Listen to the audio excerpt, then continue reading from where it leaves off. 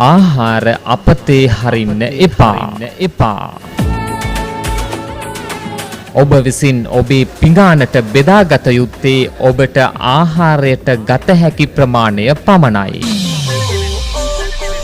ඔබ දන්නවාද? ලෝකයේ ආහාර නැතුව සිය ගණනක් කුසගින්නේ මිය යන වග. ඔබ දන්නවාද? ඔබේ පිඟානට ආහාර වේලක් ලැබෙන්නේ කී දෙනෙකුගේ දහඩිය මහන්සිය උත්සාහයෙන්ද යන වග. ආහාර විසිකිරීම මහා අපරාධයකි. දැන් සැල්ලඟ පොලිම් වල සෝපාකලා. එසේනම් ඒ මහා අපරාධයට ඔබත් සම්බන්ධ වෙනවාද?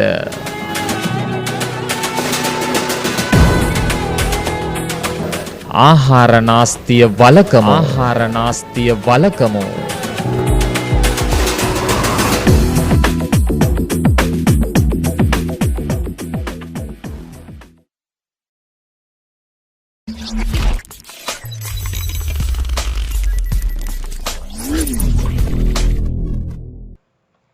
ආයිබෝවන් දුවේ පුතේ ඔන්න අදත් විශේෂිත පරිසරයේ පාඩමක් අරගෙන ආවා සම්පත් සර්ගේ ඔන්ලයින් ක්ලාස් එකෙන්.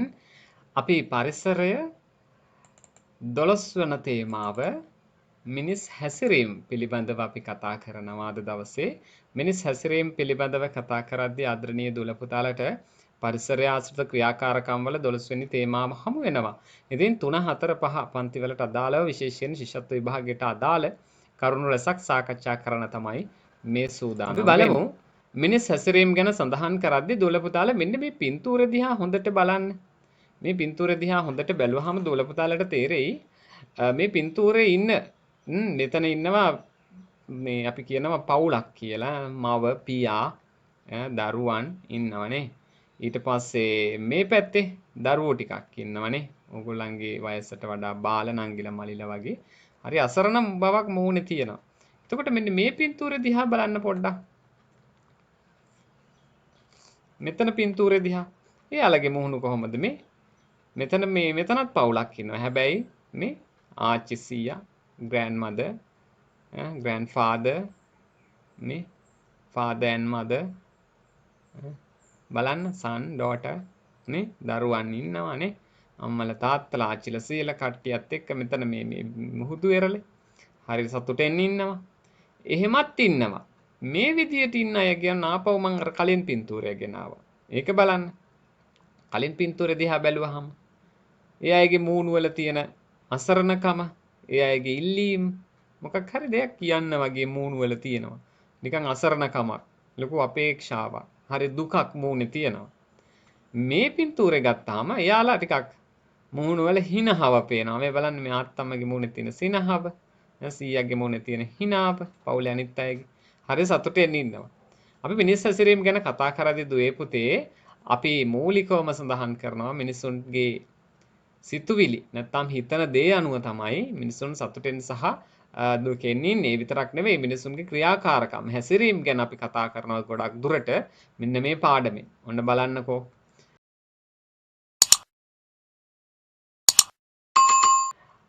ජීවත් වීමට අවශ්‍ය දේවල් මොනවද කියලා දුල පුතාලගෙන් මම අහනවා.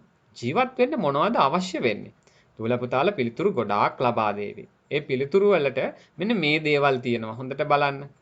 ජලය ඕන කියයි. ආහාර, විදුලි උපකරණ, නිවාස, විවිධ රසවත් මේ රසමසවුලු, කැවිලි වර්ග, කෑම වර්ග, ඊට පස්සේ දුල පුතාලා ගොඩක් බෙහෙත් වර්ග, සුවඳ විලවුන්, පාසල් උපකරණ නේ ගොඩක් අය ආසයි බයිසිකලයක්, රූපවාහිනී, ඇඳුම් පැළඳුම්, සෙල්ලම් බඩු. සමහරු කියයි ලස්සන පරිසරයක් ඕන, වාතාශ්‍රය ඕන, ලස්සන ගස් කොළන් ඕන ජීවත් වෙන්න පරිසරය ඕන. මේ දුල පුතාලා දෙන උත්තර ගොඩාරයක් තමයි මම ටිකක් විදියට මෙතනට ගත්තේ. දුවේ පුතේ මේ දෙන උත්තර ගත්තාම මේ ගොඩ ඔක්කොම ජීවත් වීමට අවශ්‍යද? අත්‍යවශ්‍ය දේවල් වෙනම කොටසක් ගන්නවා. මං ගන්නවා දුවල පුතාලට සමාජය තුළ ජීවත් වීමේදී යහපත් අන්තර් සම්බන්ධතා පවත්වා ගැනීමට මිනිසුන්ට මූලික අවශ්‍යතා හා මූලික නොවන අවශ්‍යතා වැදගත් වෙනවා. එවැනි අවශ්‍යතා කිහිපයක් පහත දැක්වෙනවා. හොඳට අහන්න. මූලික අවශ්‍යතා ටිකක් සහ මූලික නොවන අවශ්‍යතා. අවශ්‍යතා වර්ග දෙකක් තියෙනවා. මූලිකවම ඌමනා ಜಾති ටිකක් තියෙනවා. මූලිකවම ඌමනා වෙන්නේ නැති ටිකක් තියෙනවා. බලන්න මූලික අවශ්‍යතා වාතාශ්‍රය අනිවාර්යෙන්ම ඕන අපි ආශ්වාස ප්‍රාශ්වාස කරනවා. ආශ්වාස කරනවා ඔක්සිජන්, ප්‍රාශ්වාස කරනවා කාබන් ඩයොක්සයිඩ් වායු. ඉතින් මේ අපිට වාතාශ්‍රය අත්‍යවශ්‍යයි. ජලය නැතුව ඉන්න පුළුවන්ද? ජලය අනිවාර්යෙන්ම බීමට අවශ්‍ය වෙනවා. සතුන්ට අවශ්‍ය වෙන මූලිකවම සාධකයක් ජලය. ඊට පස්සේ ආහාර. ඇඳුම් පැළඳුම්. අපි ඊට පස්සේ මිනිස්සුන්ට සමාජගතව අනිවාර්යෙන්ම ඇඳුම් පැළඳුම් අනිවාර්යෙන් අවශ්‍ය වෙනවා. නිවාස. සුව පහසු ඉන්න පුළුවන් ලස්සන නිවාස. තමන්ට ආරක්ෂිතව ඉන්න පුළුවන්. ආරක්ෂාව. මේ සියල්ලම මූලික අවශ්‍යතා පුතේ දුවේ වාතය, වාතාශ්‍රය, ජලය, ආහාර, ඇඳුම් පැළඳුම්, නිවාස සහ ආරක්ෂාව. මූලික නොවන අවශ්‍යතා ටිකකුත් අර ටිකේ තිබුණා. මොනවාද? දුරකථන මූලික නොවන අවශ්‍යතා. අත්‍යවශ්‍ය දැන් සමාජය ගත්තාම අත්‍යවශ්‍යයි කියලා කියනවා. නමුත් අත්‍යවශ්‍යම නැහැ. පණිවිඩය දෙන්න පුළුවන් විවිධ ක්‍රම තියෙනවා. දුරකථන අත්‍යවශ්‍ය නැහැ. ගුවන් විදුලිය අත්‍යවශ්‍ය නැහැ. සමහර ගුවන් විදුලියක වහම මෙහෙමත් දෙයක් තියෙනවා. සමහර විට ජංගම දුරකථනයේ ගුවන් විදුලිය තියෙනවා, පොඩි ගුවන් විදුලි යන්ත්‍ර, පොඩි රේඩියෝ තියෙනවා. ඒත් එක්කම හයිෆයි සෙටප් මහ විශාල ගුවන් විදුලි යන්ත්‍රයක් තියෙනවා. ওই දෙකම තුනෙන්ම කරන එකම කාර්යය. පණිවිඩයක් ලබා ගැනීම, තොරතුරක් ලබා ගැනීම, රසවින්දනය. ওই ටික තමයි. රූපවාහිනිය ගත්තත් එහෙමයි. පොඩි රූපවාහිනිය තියෙනවා, ජංගම දුරකථනෙත් තියෙනවා. නිවසට ගන්න පුළුවන් පොඩි සාමාන්‍ය රූපවාහිනියක් තියෙනවා. අඟල් 48, අඟල් 52, 50 ලොකු රූපවාහිනියක් තියෙනවා. අත්‍යවශ්‍යද කියලා පොඩ්ඩක් බලන්න කල්පනා කරලා. පරිගණක ඒත් එහෙමයි. ප්‍රවාහනය. දැන් ප්‍රවාහනය ගත්තාම ගෙදර පිරිසට යන්න වාහනයක් අත්‍යවශ්‍යමයි කියලා හිතන අයත් ඉන්නවා. නමුත් පොදු ප්‍රවාහන සේවා තියෙනවා. අපිට සුළු මුදලකින් යන්න පුළුවන්. වාහනයක් ගත්තොත් ඒක නඩත්තු කරන්නේ වගේ අත්‍යවශ්‍ය ලොකු වියදමක් දරනවා. පවුලක් වෙනුවෙන් වාහනයක් තියෙනවා නම්. ඒ වගේ දේවල් තියෙනවා. ඔය ගොඩාක් දුරට දුල පුතාලට තේරුම් කරලා දෙන්න වෙනවා. ඊට පස්සේ ගොඩනැගිලි. ගොඩනැගිලිත් එහෙමයි. සමහරු ගෙදර 3-4 දෙනා ඉදිද්දි ලොකු තට්ටු 2-3 නිවාස හදා ගන්නවා. අත්‍යවශ්‍ය නොවන මූලික නොවන අවශ්‍යතාව විදිහට හැඳින්වෙනවා. නමුත් මේ දෙක හොඳට කල්පනා කරලා බලන්න ඕන. මූලික අවශ්‍යතාවලට තැන දීලා මූලික නොවන අවශ්‍යතා ගැන හිතද්දි ආර්ථිකය ගැනත් අම්මලා තාත්තලා හිතනවා. දුල පුතාලට ඒක පස්සේ තේරෙයි. මෙන්න මේවා තමයි අපි පරිසරයේදී මිනිස් හැසිරීම වලදී මූලික තේමාව යටතේ කතා කරන දේවල්. බලන්න ඊට පස්සේ විශාල වශයෙන් මිනිසුන් එක්රැස් වන ස්ථාන ගැන අපි කතා කරනවා. මාතෘකාව ටිකක් එහාට යනවා. මම ওই මාතෘකාවෙම විශාල වශයෙන් මිනිසුන් එක්රැස් වන ස්ථාන බලන්න. ප්‍රිය සංഭാෂණ, මගුල් ගෙවල්, මෙතන දානේ ගෙවල් තියෙනවා, මල ගෙවල්. මේ වගේ තැන්වලදී මගේ ආදරණීය දුවේ පුතේ මිනිසුන් විශාල වශයෙන් එක්රැස් වුණාම ඔවුන්ට සංග්‍රහ කටයුතු කරනවා. දැන් අපේ රට නම් අමුත්තන්ට සංග්‍රහ කරන්න විශේෂිතම රටක්. ආගන්තුක සත්කාරයෙන් බොහොම ඉහළ තැනක ඉන්නේ ශ්‍රී ලංකාව. ඉතින් මේ ප්‍රිය සංഭാෂණවලදී රස මසවුලු රසවත් ආහාර පාන ලබා දෙනවා. බලන්න එතනදී සිදුවන ආහාර නාස්තිය ගැන අපි අද කතා කරනවා. බලන්න මේ ආහාර කොතරම් අපි පංගුවට බෙදාගෙන අනවශ්‍ය විදියට විසි කරනවද කියලා. ආහාර නාස්තිය. ආහාර නාස්තිය. ඔන්න බලන්න පහත රූප වලින් ආහාර අපතේ යන ආකාරය හඳුනාගත හැකිය. මේ බලන්න ආහාර අපි බෙදාගෙන පිඟානට කන්න පුළුවන් තරමක් බෙදා ගන්න. කෑමේ ගැටලුවක් නැහැ. කන්න පුළුවන් තරමක් බෙදා ගන්න. නමුත් අපිට මේ කන්න බැරි තරම බෙදාගෙන අපතේ යවනකොට ඒක මහ විශාල නාස්තියක් අපරාධයක් විදියට තමයි ගන්න වෙන්නේ. මේ බලන්න ඊට පස්සේ ආහාර නාස්තිය අවම කර ගනිමින් බඩගින්නේ පසුවන පිරිසකට ආහාර ලබා දෙන අවස්ථාවක් පහත් දැක්වී ඊට අමතරව සිදු කළ හැකි එවැනි යහපත් ක්‍රියා සිහිපත් කරන්න පුළුවන් අපිට. මේ බලන්න ළමා නිවාසයකට දාන දෙන ඒවා, අසරණ දරුවන්ට අර අපතේ දමන කෑම බලන්න දවසකට මගුල් ගෙදරකදී, දානේ ගෙදරකදී, මල ගෙදරකදී අර කුණු භාජන දිහා බැලුවාම කෑම අපතේ යවන රිලා ඩස්බින් එක බිරිලා සමහර කෑම විසි කරලා බෙදාගෙන කන්න නැතුව විසි කරලා. ඉතින් ඒ වගේ කෑම නැතුව කොච්චර පිරිසක් කුසගින්නේ සාගින්දරේ ඉන්නවද මේ ලෝකේ. ඒ නිසා ඒ ගැන අපිට හිතන්න වෙනවා. අපි ආහාර නාස්ති කරනවා, ආහාර නැතුව පිරිසක් ආහාර ඉල්ලනවා. දැන් ඉතියෝපියාව වගේ රටක් ගත්තාම ආහාර නැතුව පිරිසක් මිය යනවා. පහත දැක්වෙන්නේ එළවලු පළතුරු අස්වැන්න අපතේ යන ආකාරයයි. මේ බලන්න ලෝ වටා 60%ක් දරුවන්ට වඩා හොඳ කෑම මට කියලා කුණු බක්කිය කියනවා. මේ ලෝ වටා 60ක් දරුවන්ට වඩා හොඳ කෑම. ඒ කියන්නේ හොඳ කෑම අපතේ දානවා කියන්නේ. ආහාර නාස්තිය වලකම. ආහාර නාස්තිය. අපි මේ අපිට තියෙන හින්දා අපි හක දානවා. ආහාර නැතුව ගොඩක් දෙනෙක් දුක් වෙනවා. දුක් මහන්සි වෙනවා. වෙහෙස වෙනවා ආහාර රැස් කරගන්න. මේ බලන්න ආහාර නාස්ති කරපු විදිහ මේ ටොන් ගණන්, ලොරි ගණන් ආහාර අපතේ හැරලා මේ ප්‍රයෝජනයට ගත හැකි ආහාර ප්‍රමාණයක් අපතේ හැරලා ජාති තව පිරිසක් ලෝකේ මේ විදියට බිම වෙඩිච්ච අහුලං කනවා. ආහාර නැතුව කුසගින්නේ මිය යනවා. මේ අපිට තියෙන ආහාර අපි විසි කරනවා. ආහාර නැතුව කට්ටිය ආහාර අයදිනවා කෑම දෙන්න කියලා. ඉතින් ඔන්න ඔය විදිහට ආහාර තියෙන අය නැති අයට බෙදා ගන්න පුළුවන් නම් නැත්තම් මේකේ තව ක්‍රමවේදයක් තියෙනවා. තියෙන අය කෑම පරිස්සම් කරගෙන තිබුණා නම් අර නැති අයටත් කෑම ලැබෙන ක්‍රමවේදයක් තියෙනවා.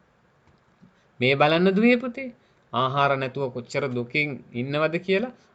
අපතේ යන එළවලු පළතුරු මිනිසුන්ගේ මූලික අවශ්‍යතාවයක් වන ආහාර කොටසට අයත් වෙනවා. එම නිසා ඒවා සියලුම මිනිසුන්ට පරිභෝජනයට ගත හැකි ආකාරයට අපතේ නොයවා ප්‍රයෝජනයට ගැනීමට මිනිසුන් වග බලා ගත යුතුයි. මිනිස්සු කියන්නේ මනසින් උසස් අය, ටිකක් බුද්ධිමත් පිරිසක්. ඉතින් එහෙම බුද්ධිමත් පිරිසක් මේ විදියට ආහාර අපතේ යවනවනම් බලන්න දුවේ පුතේ ආහාර නැතුව සමහර රටවල කොච්චර දුකෙන් දිලිඳුව මිනිස්සු ආහාර ලබා ගන්න ලොකු වෙහෙසක් දරනවා. ආහාර නැතුව විවිධ ලෙඩ රෝග හැදිලා මිය යනවා. කුසගින්නේ මිය යනවා. ඉතින් එයාලට ආහාර සමානව බෙදා ගන්න ක්‍රමවේදයක් තිබෙන්න ඕන. අපි ආහාර අපේ වැඩිපුර තියෙන ආහාර නාස්ති කරන්නේ හොඳම නැහැ. නාස්ති නොකර ඒවා අනිත්‍ය සමග බෙදා ගන්න. තවත් අයෙකුට ආහාර පරිත්‍යාග කිරීමට. අපි මග බලා ගත යුතුයි. වියලා කල් තබා ගැනීම තුළින් ඔන්න හිතවතුන් සමග ආහාර බෙදා හදා ගන්න පුළුවන්. මේ ආහාර කල් තබා ගැනීමේ ක්‍රම රසක් ආහාර පාඩමේදී අපි කතා කරනවා. දෙහි නම් වැඩිපුර තියෙන කාලයකදී දෙහි අවාරයකට ගන්න පුළුවන් විදියට දෙහි ලුණු දෙහි බවට පත් කර ගන්නවා. කොස් ඒ වගේම දෙල් වැඩිපුර තියෙනවා නම් ඒවා වියලලා අපි ඒකට කියනවා විචලනය කරනවා කියලා. අපේ ආත්තම්මල සියල ඒ කාලේ ඒ දවස්වල අටුකොස් දෙල් අටුකොස් කියනවා කල් තියාගත්තා. දැන් මාළු එහෙම අස්වැන්න වැඩි කාලෙට ඒවා කරවල බවට පත් කරනවා. ටින් බවට පත් කරනවා. ටින් මේ අපි කියන්නේ මේ ටින් කළ ආහාර කියලා ඒ විදියට තියාගන්නවා. ටින් මාළු විදියට තියාගන්නවා. මාළු එහෙම. ඒ විදියට තියාගන්නවා. කිරි එහෙම අස්වැන්න වැඩි නම් කිරි කල් තියාගන්න. කල් කිරි බවට පත් කරගන්න. යෝගට් බවට පත් කරගන්න. පිටි කිරි බවට පත් කරගන්න. මේ වගේ ක්‍රම තියෙනවා. ඒ නිසා ආහාර අපතේ යැවීම ගැන මේවා ගොඩක් හිතන්න ඕන. ඉහත දක්වා ඇත්තේ ආහාර කල් තබා ගැනීමේ අවස්ථා කිහිපයක කියලා ඔයගොල්ලන්ට පින්තූර ටිකක් පේනවා. හරිද? එතකොට දැන් අපි මේ කතා කරන්නේ මිනිස් හැසිරීම පිළිබඳවනේ. ඉතින් බලන්න දුවේ පුතේ සමාජය තුළ ජීවත් වීමේදී මිනිස් හැසිරීම රටා විවිධාකාරයෙන් අපට හඳුනාගත හැකියි. ඒ තුළ සහනශීලී චර්යා පිළිබඳව ඔන්න දැන් අපි කතා කරනවා. ආක්‍රමණශීලී චර්යා, යටහත් චර්යා ගැනත් අපි කතා කරනවා. සහනශීලී චර්යා බොහොම ආදරෙන් අනිත් කෙනත් සමග සහයෝගයෙන් කටයුතු කිරීම, කාරුණික වීම, සිනහමුසුව කටයුතු කිරීම, කාරුණික වෙනවා. අපි වගේම තමයි අනිත් කෙනත්. අපි වගේම අසරණ වෙනවා අනිත් කෙනත්. අනිත් කෙනා ඉන්න තත්ත්වයට අපිත්පත් වෙනවා. ඒ වගේ සහනශීලී චර්යා පිළිබඳව අපි කතා කරනවා. ආක්‍රමණශීලී චර්යා කෙනෙක්ව යටත් කරගන්න. ඒ විදියට ගියොතින් ගැටුම් රාශියක් ඇති වෙනවා. ඒවට යන්න හොඳ නැහැ. යටහත් චර්යා. අපි යටහත් චර්යා අනුගමනය කරන්නත් හොඳ නැහැ. අපිටත් තියෙන අභිමානයක්. අපිත් ඉන්න ඕන අනිත් අයත් එක්ක සහයෝගයෙන් කටයුතු කිරීම. මේක තමයි සහනශීලී චර්යා කියන්නේ. හිතවත් වීම, ප්‍රියමනාප වීම. දැන් මේ බලන්න මෙතන තියෙනවා බස් නැවතුම් පොලක බස් එකක් එනකන් ඉන්න පිරිසක්. ඉතින් යාළුවෝ පේලියට පොලිමක් ඉන්නවා බස් එකට පිළිවෙලට යන්න. හැබැයි තව කෙනෙක් වෙනම පැත්තකින් එනවා. අමල් අපි තමයි මුලින්ම මෙතෙන්ට ආවේ. ඔයා ආවේ අන්තිමට. ඒ නිසා අපි කැමති ඔයා පොලිමේ අන්තිමට යනවනම්. බොහොම සුහදව කියනවා. සහනශීලී චර්යාවක් ආදරෙන් කතා කරලා කියනවා. පිටිපස්සට මේ පොලිමේ අපි ගොඩක් වෙලා හිටියේ. ඔයත් පිටිපස්සේ ඉඳලා ආවනම් බොහොම සහයෝගයෙන් කට්ටියට බස් එකට යන්න පුළුවන්. සහනශීලී චර්යා. ආක්‍රමණශීලී චර්යාවක් කිව්වොත් මේ අමල් ඔයා දැන් ඉන්නේ කොහොමද? අපිනේ මෙතන පොලිමේ හිටියේ. යනවද නැද්ද පස්සට? කියලා ආක්‍රමණශීලී ආවතින් මොකද වෙන්නේ? එයාට තරහ ගිහිල්ලා ගැටුමක් ඇති වෙනවා. ඒ ගැටුම වළක්වන්න නම් අපි කරන්න ඕන සහනශීලී සුහදව කතා බහ කරන්න ඕනේ. එතකොට තමයි ගැටුම් निराකරණය වෙන්නේ. එතකොට අනිත් කෙනත් ඔව්නේ මමත් කරන්නේ වැරද්දක් නේ කියලා පිටිපස්සට යනවා. නේද? ඒ වගේ තමයි සහනශීලී චර්යා අපි ක්‍රියාත්මක කළ යුත්තේ. බොහොම සතුටින් ඉන්න පුළුවන් මෙන්න මේ විදිහට ඒ සහනශීලී චර්යා අඳුනා ගත්තොත්. මේ බලන්න ආක්‍රමණශීලී චර්යා මෙතන තියෙන යටහත් චර්යාවක් මේ කහපාට ඇඳුම තියන් ඉන්න ළමයා කරන්නේ. නංගි හරි අක්කා හරි යාට ආක්‍රමණශීලී චර්යාවක් වෙනවා. කෑ ගහගෙන එනවා. අනිත් කෙනා කන් දෙක වහගෙන ඉන්නවා. මේ බලන්න ආක්‍රමණශීලී චර්යාවක් මේ වෙනවා ඊට පස්සේ. මේ ආක්‍රමණශීලී චර්යාව දෙන්නට දෙන්න රණ්ඩු වෙන්න හදනවා. එහෙම වුණොතින් මෙන්න මේ වගේ ටිකක් දුකෙන් ඉන්න වෙනවා. අරගලයක් වෙලා නේද රණ්ඩු දපර වෙලා මෙහෙමත් ඉන්න වෙනවා. අපි ඔන්න ඕවා තමා නවත්ත ගන්න ඕන. පුංචි අප තුළ ගොඩනගාගත යුතු යහපත් ගුණධර්ම ගැනත් අපි කතා කරනවා මේ පාඩමෙන්. වැඩිහිටියන්ට ගරු කිරීම, අන් මතවලට ගරු කිරීම, ලද දෙයින් සතුටු වීම, බෙදා හදා ගැනීම, අන් අය කෙරෙහි කාරුණික වීම, අන් අය කෙරෙහි සංවේදී වීම, තමාගේ අවස්ථාව ලැබෙන තෙක් ඉවසාගෙන ඉන්න එක, ඉවසීමෙන් කටයුතු කිරීම. යහපත් චර්යා කිහිපයක් මේ බලන්න මේ පින්තූරවලත් ඕගොල්ලන්ට ඒවා දකින්න පුළුවන් මගේ ආදරණීය දුවේ පුතේ. ඉතින් අපි මිනිස් හැසිරීම වල මෙන්න මේ ගැනත් කතා කරනවා. මෙන්න මේ ක්‍රියාකාරකම ඕගොල්ලන්ට කරන්න පුළුවන් ගෙදරදී. කරලා බලන්න. ලස්සන චිත්‍රයක් හඳින්න.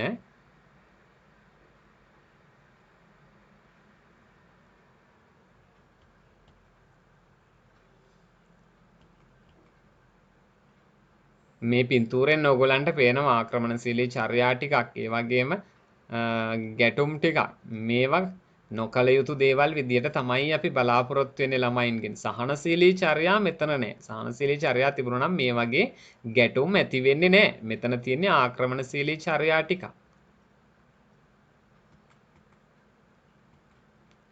මේ පිළිබඳ දැනුවත් වෙමු. තමා ප්‍රකාශ කරන වචන, මුහුණේ ඉරියව්, අත්පාවල හැසිරීම, ඒ වගේම අන් අයගේ ගරුත්වයට හානි වේදැයි දෙවරක් සිතා බලා ඒවා භාවිතා කළ යුතුයි කියලායි කියන්නේ. වැරදි ලෙස භාෂාව භාවිතා කළ අවස්ථා පිළිකුල් සහගත ලෙස පෙන්වා දීමට අතීතයේ සිට උදාහරණ තියෙනවා. ලස්සන කවියක් තියෙනවා. රටවට මේ අදහසක් තියෙනවා රටවට කර වැට බැන්දත් කටවට කර වැට බැඳින්න බෑ කියලා. රටවට කර වැට බැන්දත් කටවට කර වැට බඳින්න බෑ කියලා අදහසක් තියෙනවා. තුල පුතාලා අහලා ඇති මේක. මේ බලන්න. මහනෙල් සුවඳමය කුඩ මසු පිලි ගඳමය දෙකට එක දියමය හොඳට නරකට දෙකට කටමය. මහනෙල් හරි සුවඳයි. දියේ මතු පිටට ඇවිල්ලා ලස්සනට පිපෙනවා. හරි සුගන්ධවත්, හරි සුවඳයි. මහනෙල් මල දැකලා තියෙනවනේ. මහනෙල් මල පිපෙන ජලයි කුඩමසු. මාළුන් ඉන්නවා. මාළු මේ ජලතලයේ යට ඉන්නවා. එයාලා ටිකක් පිලීගඳයි. ඒ පිලීගඳ තියෙන මාළු මඩගොහරුව තුලින් තමයි උඩට එන්නේ නිල්මානෙල් මල.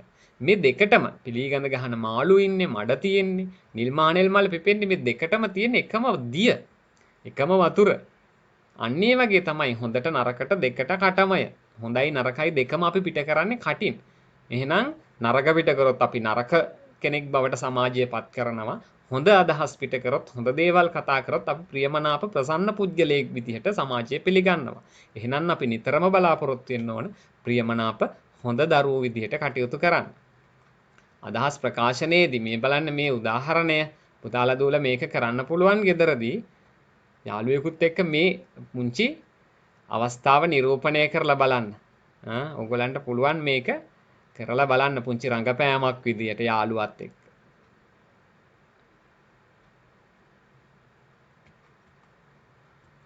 මේ බලන්න තවත් අවස්ථාවක්. තවත් මේ භූමිකා රංගන කියලා මේවට කියන්නේ. පොඩ්ඩක් රංගපාලා බලන්න දෙබස් ටික කියලා. අක්කා හරි අයියා හරි නංගි හරි මල්ලි හරි එකතු කරගෙන මේ ටික තිරේ දිහා බලාගෙන කරලා බලන්න.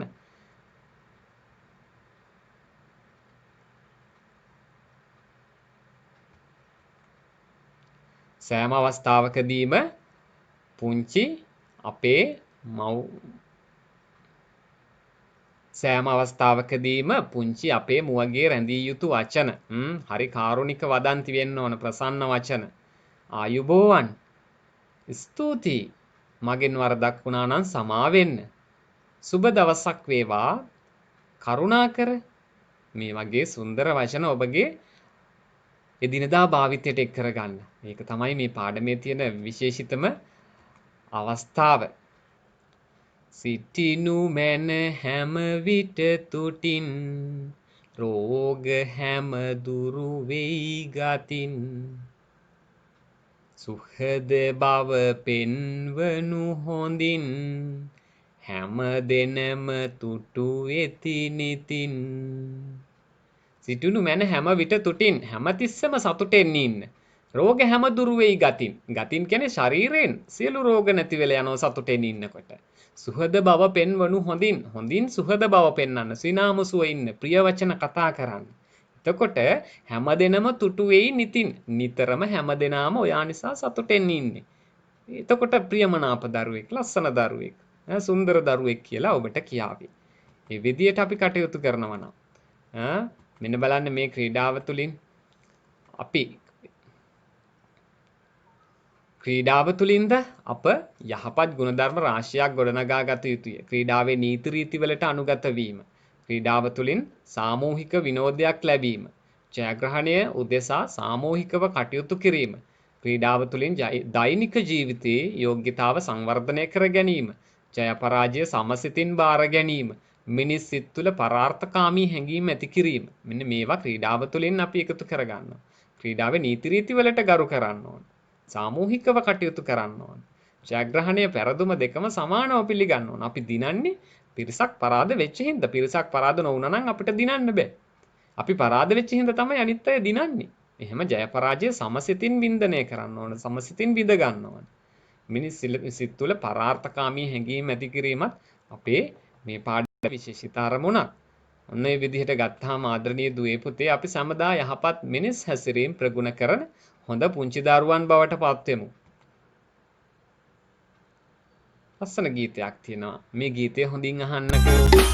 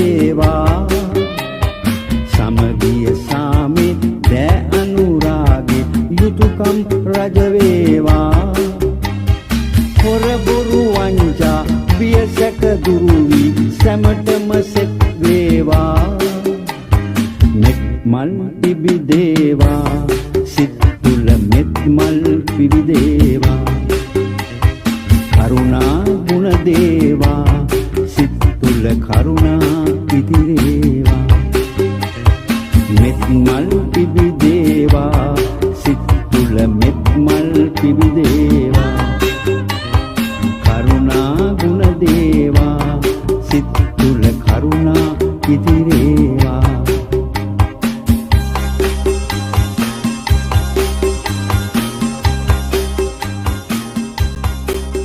ආදරණීය දුවේ පුතේ මිනිස් හැසිරීම පාඩම ඉතාමත්ම කෙටියෙන් මෙන්න මේ විදිහට ඔයගලන්ට අරගෙන ආවා.